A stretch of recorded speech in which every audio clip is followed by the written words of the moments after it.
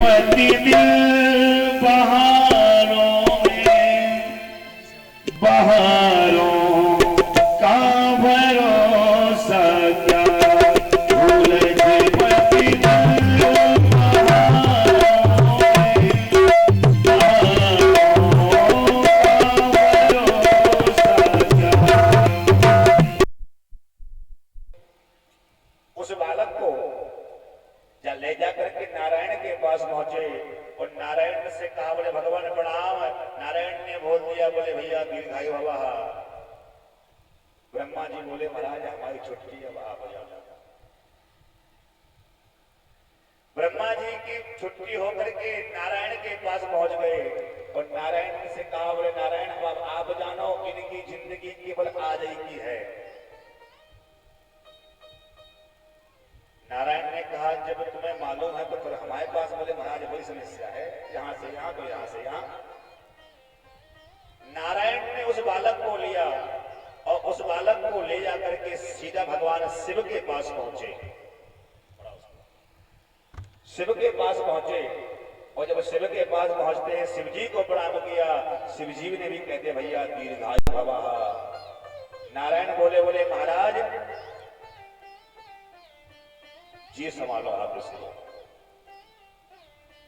बोले मतलब क्या है? बोले मतलब इसका है कि आज ही शाम तक सूर्य अस्त तक इनके प्राण निकल जाएंगे बस भैया। बोले मतलब, बोले इनकी जीवन लीला आज समाप्त है जाएगी। भगवान शंकर ने कहा तुम ये बताओ तुमसे किसने कहा कि इसकी जीवन लीला समाप्त हो जाएगी?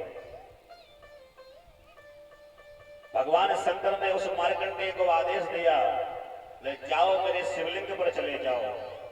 मेरे शिवलिंग के पास जाकर के वहां पर तुम बेलपत्ती पर राम राम को लिख करके मेरे उस लिंग पर आप चढ़ाते जाना और पंचाक्षर मंत्र का जप करना, ओम नमः शिवाय, ओम नमः शिवाय, ओम नमः शिवाय।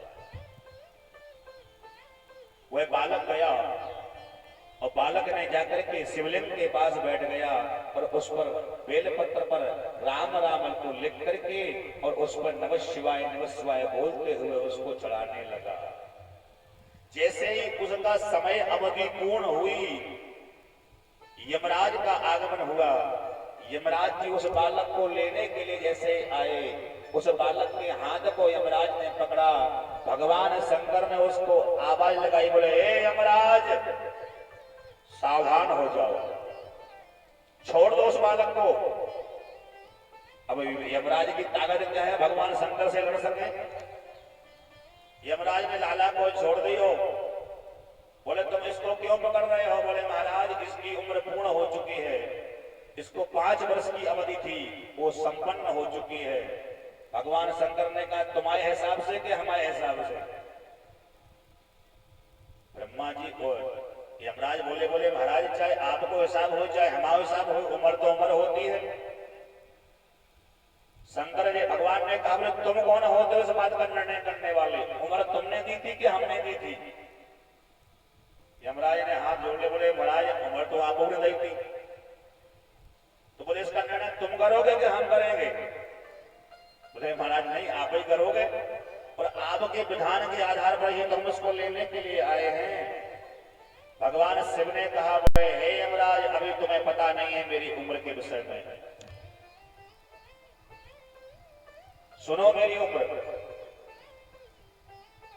जब ब्रह्मा की आयु में बीतत कल्पे अनेक।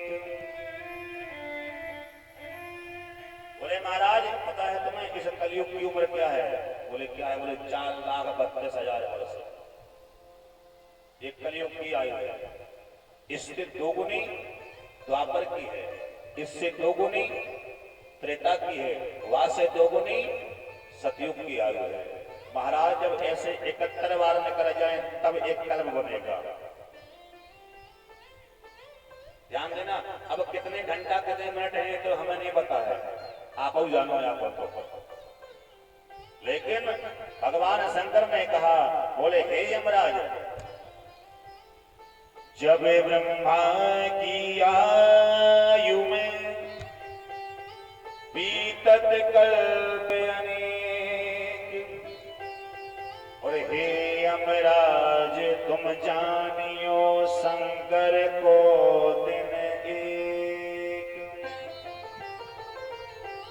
बोले महाराज जब ब्रह्मा की आयु में कई कल्प बीत जाएं तब हमारा एक दिन होता है। अभी ऐसे ब्रह्मा की 100 वर्ष की आयु होती है, जब अनेक कल्प बीत जाएंगे तब ब्रह्मा का भी एक दिन होता है। ऐसे ब्रह्मा की आयु है 100 वर्ष की। ऐसी 100 साल की आयु ब्रह्मा अभी जब अनेक ब्रह्मा बदल जाएंगे तब हमारा एक दिन होता है। अब तुम हिसाब किताब लगा लो कि इसकी मार्कंडे की उम्र क्या है। आज भी महाप्रलय होने पर भी मार्कंडे जी का प्रलय नहीं होता। आज भी वह इस धरा धाम पर साक्षात रूप से विराजमान है। बोले मार्कंडे जी महाराज की जय। तो कहते हैं महाराज अभिवादन शीलस्य नित्यम पठ्योपि सेवना चत्वार तस्य वर्धन्ते आयु विद्या यशो बलम। आप अपने बेटे को ये चीजें सिखाओ, बेटा अपने से बड़े के पैर छुओ, अपने से बड़ों का सम्मान करो। अपने से बड़ों का यदि आपका बालक सम्मान करेगा तो उसकी 4 चीजें अपने आप बढ़ जाएंगी, आयु विद्या यश और बल। तो उस ध्रुव बालक ने नारद जी को प्रणाम किया। नारद जी ने सोचा कि इसकी पहली सीढ़ी तो मजबूत है,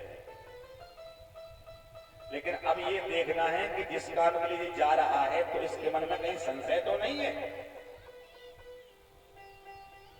नारद जी बोले महाराज ये बताओ तुम आप कहां को जा रहे हो। ध्रुव बोला महाराज हम तो भगवान का दर्शन करने जा रहे हैं, प्रभु को प्राप्त करने जा रहे हैं। बोले कहां जा रहे। बोले जंगल में।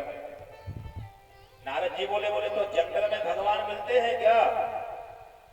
ध्रुव जी बोले महाराज हमने तो यही सुना है कि जंगल में भगवान मिल जाते हैं। नारद जी बोले हे महाराज